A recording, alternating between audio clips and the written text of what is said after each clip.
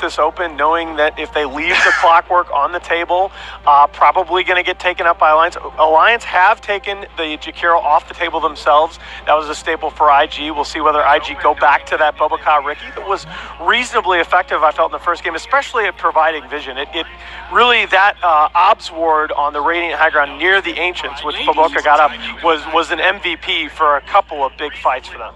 Yeah, when we talked a lot about, we kind of theory crafted how this patch, a lot of the importance is going to come into pushing, but also being able to control the map. And we theory crafted like vision heroes could be really big for this patch. Yes. Riki is essentially a vision hero from a 4 position, you know, because he gets these wards down that are unlikely to be countered.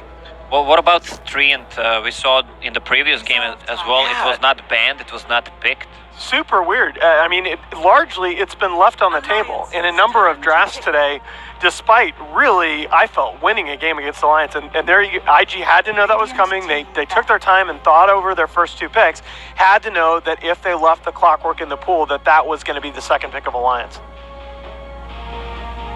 Disruptor. Alliances Was there a Disruptor game recently? Yeah, it was today. Yeah, we've seen Disruptor. Yeah, that was really, really bad.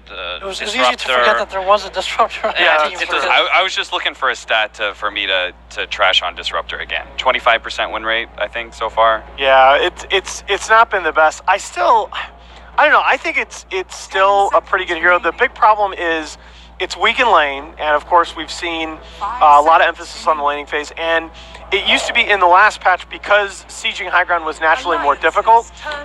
He was more valuable because you could drop that static storm at the top of the ramp and even stall the high ground push that much more.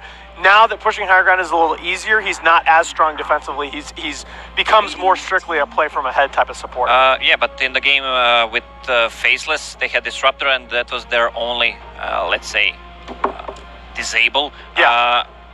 So it was bad, but right now they have Sanking, so he can set up things pretty good for Disruptor.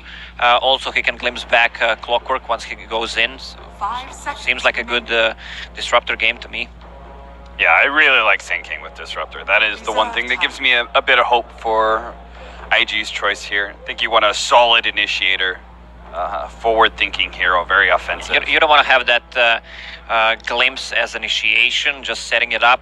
You want to save it for later on, and when you have a Sanking, Blink Stun, Static Storm, kill 1. Once they fall back, you just glimpse 1. That's 2 heroes dead. Then you can take objectives. Yeah, we do have a bit of history too for Boboka and the Sand King. They lost their match with it against TNC with Boboka and SK the other day. 2 wins before that against IGV, and then you go back to Kiev against Maus. So he's familiar with the hero, not one of his signatures though. And this is the hero in Juggernaut. You know, when you look at Loda and Burning, 2 of the top 4 Juggernaut players all time, I really expected to see this hero featured in the series. Especially now with the Troll Warlord banned by Alliance.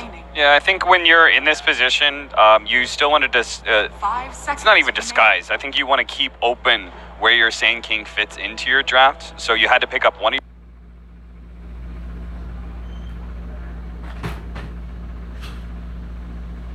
your cores, and